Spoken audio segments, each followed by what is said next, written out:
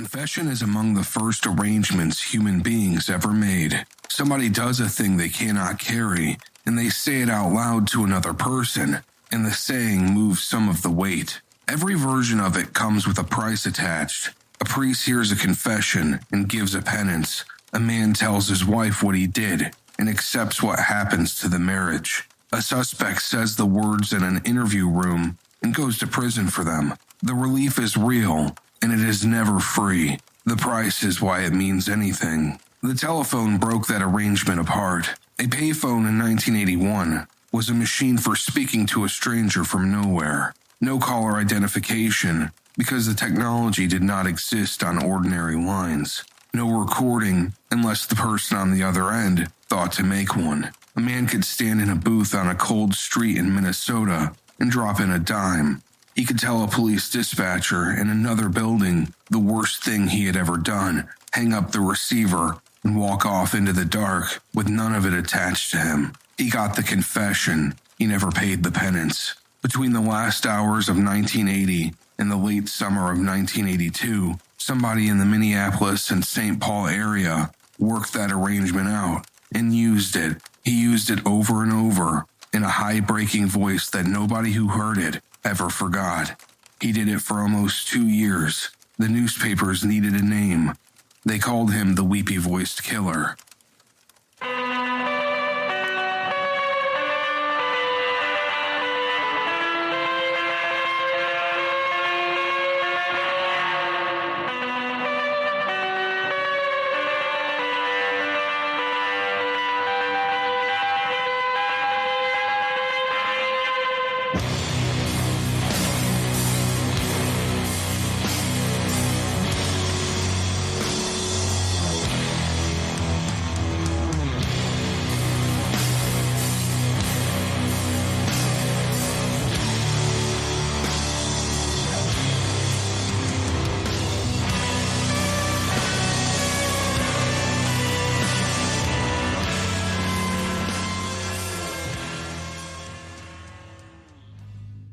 Chapter 1. The Calls.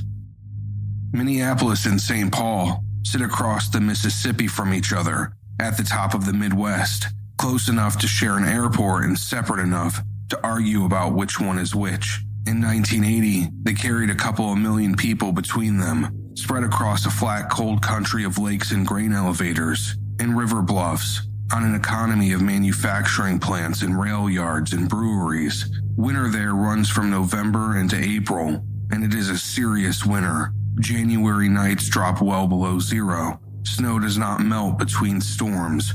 It accumulates, and by February, the piles at the ends of parking lots stand taller than the cars. Nobody lingers outdoors in that. People move between heated rooms as fast as the distance allows.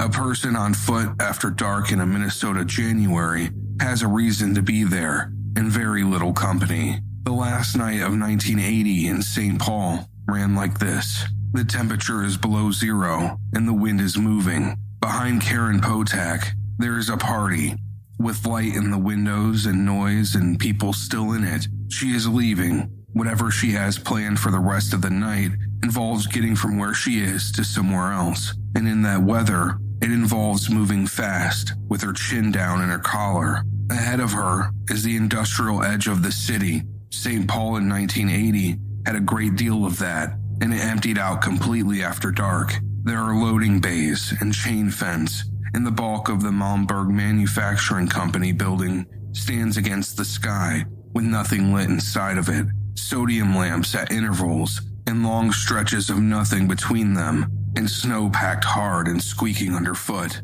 There is nobody out there. Nobody is coming through on foot, and nobody is looking out a window, because there are no windows with anyone behind them. A person walking through it is as alone as a city can make somebody. Somewhere in there, a man attacked her. He beat her with a tire iron, and he did it with a violence that left severe wounds and an injury to her brain. Do you remember where you hit her with the tire iron, Paul? Did you hit her one time, 2 times? Must have been like 30 times, but I mean, a good 20 times, I think it was. I was even hurt when I went back to the car. God, there's going like this. I mean, and that's what maybe one want to go to the phone. I mean, I really wanted to help her. My mind started clearing up. What are you doing? You had a chance to make another friend, I kept yelling at myself. You like to make friends. He left her on the ground in that cold, and the cold on the last night of 1980 in St. Paul was cold enough to kill a healthy person left lying in it. Karen Potak has never been able to say what happened to her. The blows to her head destroyed her memory of that night. She remembered being at the party. She remembered nothing after it, and she was never able to describe the man, the vehicle, anything he said, or the order any of it happened in. She woke up in a Minnesota hospital, being treated for a brain injury. The hours in between were gone, and they did not come back. She lived through the attack and lost every detail of it, and there is nothing the law can do about that. At around 3 in the morning, 911 rang. Yes, please, this is an emergency. Please send a squad to Molenberg Manufacturing Company machine shop. Please, there's an ambulance too. There's a girl hurt there. Can you tell me what happened to her? There's hurry. She's laid on the ground in the back by the railroad tracks, by the engine. What's the address? I don't know.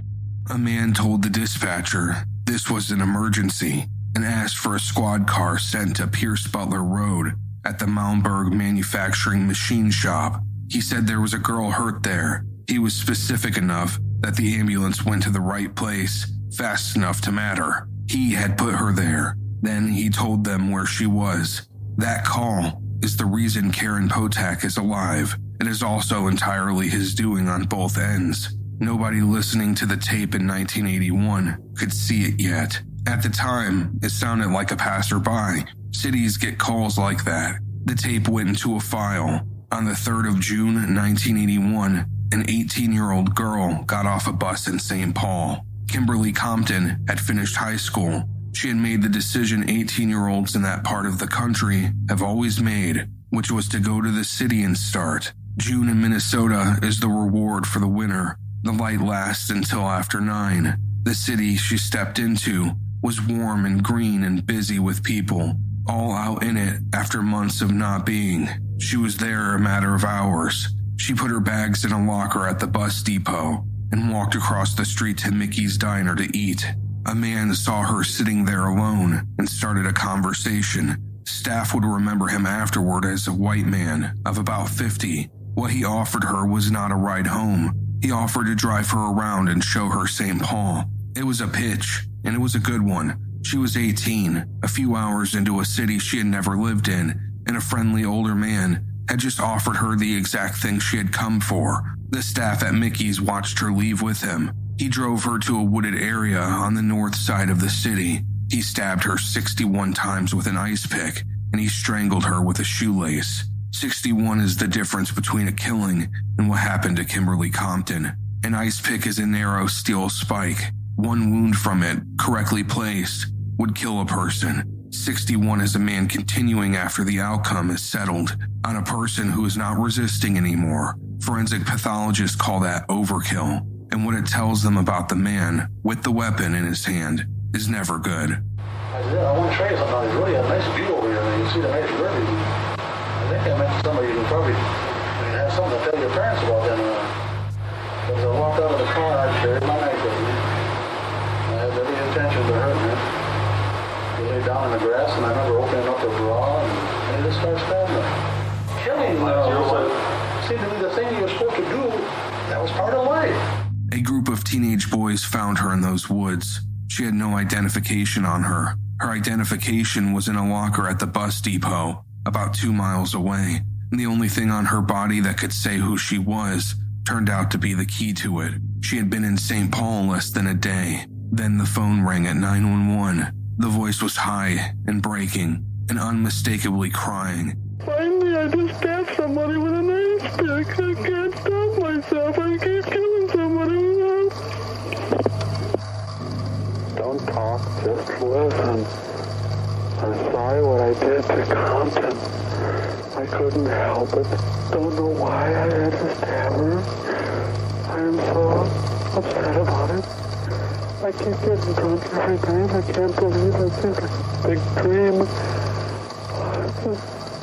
I can't think of being locked up. If I get locked up, I'll kill myself. I'd rather kill myself than get locked up. I'll try not to kill anybody else. He said he was sorry. He said he had not meant to kill her. It is the call that named him. The dispatchers who took it and the detectives who played the tape afterward understood immediately that this was not a witness. A witness does not apologize. There are several of these recordings spread across 2 years. They have been public a long time. They are, in many ways, among the most disturbing tapes in American criminal history because of the sound.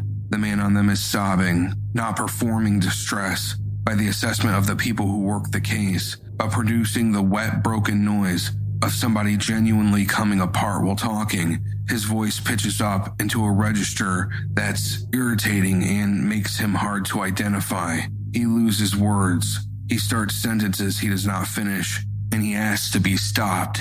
In the most quoted of the calls, he asked whether they would find him. He said he had just stabbed somebody with an ice pick and said he could not stop himself and would keep killing somebody. He knew what he was doing was monstrous and said as much. In real time, to the police, he wanted it to end. Paul Stephani was raised Catholic, the second of 10 children in a family outside Austin, Minnesota. The structure of confession would have been in him from childhood, and the calls were the only absolution available to a man who wanted it without arrest. The calls did for him everything confession is designed to do, and none of what it is designed to cost. He said the words, nobody assigned a penance. He went home. Kathleen Greening was 33 years old, and she was a teacher, and she died in the most private room in her own house on the 21st of July, 1982, in Roseville, just north of St. Paul. She was drowned in her bathtub. A bathroom is the one room in a house most people lock. It is where people are alone and unclothed and off guard by design, and warm water at the end of a day. Roseville in late July is green and humid and full of the sound of other people's yards. Drowning is not quick. It's not quiet. A person forced underwater does not lose consciousness quickly like in the movies. They fight hard for as long as the body can manage without air. For a healthy adult, that runs to a minute or more of a deliberate struggle before the reflex to breathe overrides everything and the water comes in. The body knows what is happening the entire time. She fought in her own bathroom against somebody who had gotten into her house. There was no call. The man who phoned about Karen Potak, who phoned about Kimberly Compton, said nothing at all about Kathleen Greening. There was no apology, no detail, and no request to be found. That silence wrecked her case. With no call, investigators had no reason to set her deathbed beside the others. A woman drowned in a suburban bathtub is a death investigated on its own terms. Stephani was never a suspect in it. For 15 years, Kathleen Greening was not part of the story anyone told about the Weepy-Voiced Killer because he had chosen not to tell it. So the calls were never a compulsion. The behavior did not seize him after every act. On at least one occasion, he killed a woman in her own home and simply did not pick up a phone, and the world went on not knowing. He called when he wanted to call. The Hexagon Bar sits on the Minneapolis side of the river, and in August of 1982, Barbara Simons was in it. She was 42 years old and she was a nurse. She had spent her working life around injured people and knew better than most what human beings do to each other. A neighborhood bar on a summer night in Minneapolis, with the doors open to the warm air and the jukebox going in a room of people who mostly recognize each other. Somebody asked her for a cigarette. She gave him a spare one. They spent the evening in the same room. At the end of the night, he offered her a ride home. On her way out, she said something to a waitress. She said he was cute and that she hoped he was nice, since he was giving her a ride home. That sentence gets used in every telling as dramatic irony, and it is the opposite of a mistake. Listener, she noticed she was leaving with a man she did not know. She flagged it out loud to a member of the staff in a public place. On her way out the door, she told a witness who he was and that she was going with him. It is precisely what every safety guide in the world tells women to do. She did it unprompted in 1982 without being told, and it did not save her. The bartender got a look at him and gave police a description afterward. He was a man in his 40s, 6 feet tall, with dark hair and dark eyes. Nothing scarred, nothing crooked, nothing anybody would cross a street to avoid. He was 6 feet of ordinary. He was charming enough over an evening that a 40-year-old nurse decided he was fine. She went out into the parking lot and with him got into his car. Barbara Simons was found the next morning on the 6th of August, 1982, by a paperboy on his route. She was on the bank of the Mississippi River, about 2 miles from the Hexagon. Minneapolis police detective Sergeant Donnie Brown Jr. found her lying against the brush, face up, in what he called a laid-back position, and obvious to him as a recent killing. The scene was summer brush along the river in August, thick and green, an early morning light. A child on a bicycle with a bag of newspapers came close enough to see her and close enough to know. She had been stabbed 106 times. Investigators believe the weapon was a screwdriver or an ice pick. 106 wounds, one at a time, past the point of death and past the point of any purpose, until whatever was driving him ran out and the phone rang at 911. Fire emergency. Please don't talk, just listen. I'm sorry I killed that girl. I stabbed her 40 times. Kimberly Compton was the first one. Oh, my face. I don't know what's the matter with me. I'm sick. I'm going to kill myself, I think. Where are you? If somebody dies with a root kid on it, it's me. I killed both of them. Calm down. Calm. The caller asked the dispatcher not to talk and to just listen. He said he was sorry that he killed that girl, gave a number of times he had stabbed her, and then said the thing that changed the case. He told them Kimberly Compton had been the first one over in St. Paul. He said he did not know what was the matter with him. He said he was sick. Until that moment, the police had a series of calls they suspected were connected. In that one call, the man on the line tied himself to 2 murders in 2 cities and put them in order. He handed them the series, and they still could not find him because the voice on a tape from a payphone in 1982 was, by itself, almost nothing. Chapter 2: The Hunt. By the late summer of 1982, the Twin Cities had a serial killer and knew it. Investigators in St. Paul and Minneapolis had tapes. They had a voice. They had specific verifiable details only the offender could have supplied, and a caller actively volunteering information about crimes nobody had connected yet. What they did not have was any method of turning a voice into a person. The technology available in 1982 explains why. Ordinary lines carried no caller identification. Payphones stood on every commercial block, and they kept no record of who used them. No cell towers, no cell site data, no digital call logs of the kind that would resolve this in an afternoon today. Voice identification existed as a discipline, and spectrographic analysis was in use in some jurisdictions, but its reliability was contested in court, and these particular recordings carried a specific problem. He was crying. Weeping wrecks a voice for identification purposes. It raises the pitch, disrupts the normal resonance of the vocal tract, and introduces irregular breathing that breaks up the acoustic pattern an examiner needs for comparison. A man sobbing into a payphone receiver in 1981, captured on analog equipment through the telephone network, does not produce a clean sample. The thing that made the calls famous was the thing that made them useless. So the police circulated the recordings and played them on the news, on the theory that somebody would recognize a brother or neighbor or an ex-husband, and they worked the tips that came back. They also worked it the old way, with paper and shoe leather. They pulled the records of every man in the Twin Cities with a history of violence, narrowed the field to 8, and put roughly 20 mugshots in front of the staff at the Hexagon bar. The bar staff picked him out. The man in the photograph was 37 years old, which is younger than the bartender had guessed, and close enough. He had a prior conviction for aggravated assault,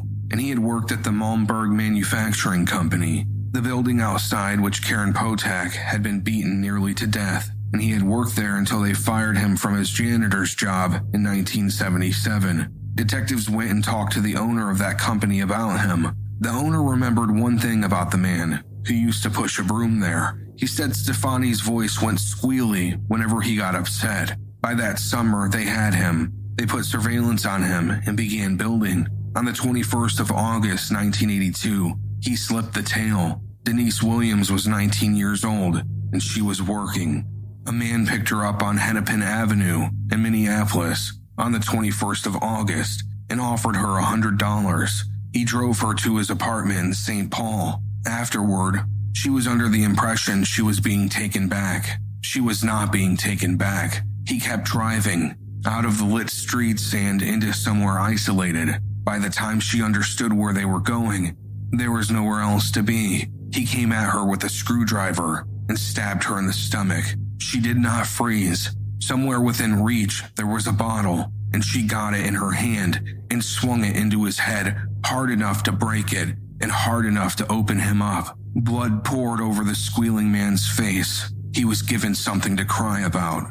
Glass and blood in a car in the dark, and a 19-year-old girl with a stomach wound getting a door open. She got out. He came after her and tackled her outside the vehicle and went on stabbing on the ground in the open, and she was stabbed a great many times more, and she screamed. It is the sound that ended 20 months of this. A young man named Douglas Panning, who lived nearby, heard her and ran toward it. He came into the parking lot and found blood on the pavement, blood on both of them, and Stephani on top of her. For the first time in the entire case, the call about an attack in progress was made by a witness and not by the man who committed it. Denise Williams survived. She was critically injured and she lived, and she described him, and she picked him out of a photo lineup afterward. When the victim is a nurse or a teenager off a bus, the coverage calls it a tragedy. When the victim is a sex worker, a certain kind of telling shrugs. Some of the men who prey on women choose sex workers precisely because they have read that shrug correctly and expect the system to share it. Denise Williams was the fifth person he attacked, and she was the one who stopped him. Every telling that treats her as a footnote has it backwards. Paul Stephani was left bleeding. The bottle had done real damage. He was somewhere in the Twin Cities in the small hours with a head wound he could not explain, and a woman he left for dead behind him. He picked up a telephone and called 911 for an ambulance. He had been making these calls for 20 months. He had called about Karen Potak and Kimberly Compton and Barbara Simmons. Every one of them had been about somebody else. Every one of them cost him nothing, and he had walked away. But this one was about himself. The dispatcher heard the voice. Investigators heard the recordings, and that was the end of it. Bob Paskett, a detective sergeant with the St. Paul Police, said he would never forget that voice, and that it was going to stay with him forever. Stephani was taken into custody on the 21st of August, 1982. The man who had spent 2 years phoning the police to confess was caught because he phoned the police for himself. The case that went to trial in 1983 was not the case the public thought it was.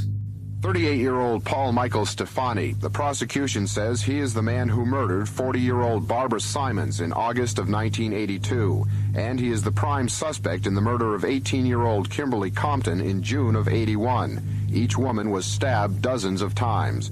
Prosecutors intend to prove Stephani is the person who made frantic telephone calls to police after both murders, admitting that he was the killer. The phone recordings are a major part of the case against Stephani, and prosecutors are prepared to call expert witnesses in the field of computerized voice analysis who can support their contention that Stephani can be identified as the phone caller. But today, in the pretrial hearing scheduled to run through this week, Stephani's lawyers argued that identification through voice analysis is not reliable and is generally not accepted by the scientific community. Public defender Jim Krieger claimed that the voice analysis technique is nothing more than quackery. It will be up to the judge to decide if the expert witnesses will be allowed to take the stand in Stephani's murder trial, now scheduled to begin April 5th. Dave Andrews, Channel 5 Eyewitness News, Minneapolis. Prosecutors charged the murder of Barbara Simons and the attempted murder of Denise Williams. Those were the two they could prove. Williams was alive and could identify him. Karen Potak, Kimberly Compton, and Kathleen Greening were not on the indictment. The state tried to bring the calls in. 3 people who had known Paul Stephani took the stand and said the voice on those tapes was his. His ex-wife said so. His sister said so. A woman who had lived with him said so. 3 witnesses, each of whom had heard the man speak across years of ordinary life, independently identified him. It was not enough. The problem was the crying. The hysterical distortion in the recordings meant no positive identification could be established to the standard a criminal court requires. In the end, he was convicted of second-degree murder of Barbara Simons and sentenced to 40 years. He was convicted of attempted murder of Denise Williams and given roughly 18 more, consecutive, 58 years in total, at the Minnesota State Prison in Stillwater. He had pleaded not guilty to both Simons and Williams. Throughout the trial, he denied being the caller. Paul Stephani went to Stillwater and the calls stopped. From the moment he was in custody in August of 1982, the Twin Cities received no more of them. No apologies, no ice pick, no high broken voice asking whether they would find him. The tapes in the file were the complete set, and there would never be another. 15 years went by. In 1997, Paul Stephani was told he was dying. He had cancer. It was advanced and it was not survivable. The men who had been keeping him for a decade and a half now had a prisoner who was going to die before his sentence ran out. The type is contested in the record. His obituary on the Star Tribune gave it as skin cancer. Other reports online reported advanced stage lung cancer. Both agree on what mattered, which is that a doctor had told him how it would end. In December of that year, he asked to talk. What he did over the following days was tell them everything. He confessed to the murder of Kimberly Compton. He confessed to the beating of Karen Potak. He confessed to Barbara Simons. And he confessed to Kathleen Greening. That one landed in a police department that had never suspected him of it. Kathleen Greening had drowned in her own bathtub in Roseville in July of 1982, and her name had never been on any list connected to the Weepy-Voiced Killer. Investigators went and looked. In Kathleen Greening's address book, they found a first name and a last initial, Paul S., and a telephone number, and the number was his. She had known him. He had been in her book. For 15 years, her death had been unexplained, and the answer had been sitting in her own handwriting in her own house the entire time, because nobody had a reason to open it and check. Paul Michael Stephani died on the 12th of June, 1998, at the Oak Park Heights Prison in Minnesota. He was 53 years old. He had been born on the 8th of September, 1944. His mother remarried when he was 3, and the stepfather who came with that marriage beat his stepchildren. And Stephani said later that if the children got in the man's way, he would strike them on the head and send them down the stairs. He finished high school and went to the Twin Cities. He worked in a series of jobs and lost them. He married a woman named Beverly Leiter and had a daughter, and the marriage ended, and he left that child. In 1977, he was fired from a janitor's position at the Malmberg Manufacturing Company. 3 years later, on the last night of 1980, Karen Potak was beaten nearly to death outside that same building. None of that is an explanation, listener. Millions of American men have a violent stepfather, failed marriages, and jobs they lost, and they do not spend 2 years killing women. The question everybody asks about Paul Stephani is whether he meant it. The detectives who worked those tapes did not think he was acting. The crying is wet and broken and badly timed, which is how real crying sounds. He asked to be found. He told the dispatcher he was sick, which is not what a man says to somebody who can put him in prison for life. Twice he said he would turn himself in. He had been raised Catholic and taught from childhood that a person says the unbearable thing out loud. Then there is Kathleen Greening. He drowned her in her own bathtub in July of 1982. Never phoned anybody. No apology, no detail, no plea to be caught. He said nothing about her for 15 years. A compulsion does not take a night off. Whatever moved him to pick up the receiver after Karen Potak and Kimberly Compton and Barbara Simons did not move him after Kathleen Greening. Nothing seized him. He made a decision on the nights he felt like making it. The 15 years after his arrest settled it. From the moment there was a cell and something to lose, the weeping man went silent. He pleaded not guilty. He sat through a trial, denying he was the caller, while his ex-wife and his sister testified that the voice was his. He started talking again, only when a doctor told him he was dying, which is when the words went back to being free. So the remorse was probably real, and it was also what kept him going. Every call bled off enough of what he was carrying to let him carry it. He put the guilt down on a dispatcher, and he walked away lighter, and lighter is what made the next one possible. He was confessing in order to continue. 5 women paid for that. The tapes have outlived him. A man dead since 1998 goes on sobbing, trapped in amber, crying into a rusted payphone for eternity. We sit in the dark, listening to a ghost we can neither punish nor absolve.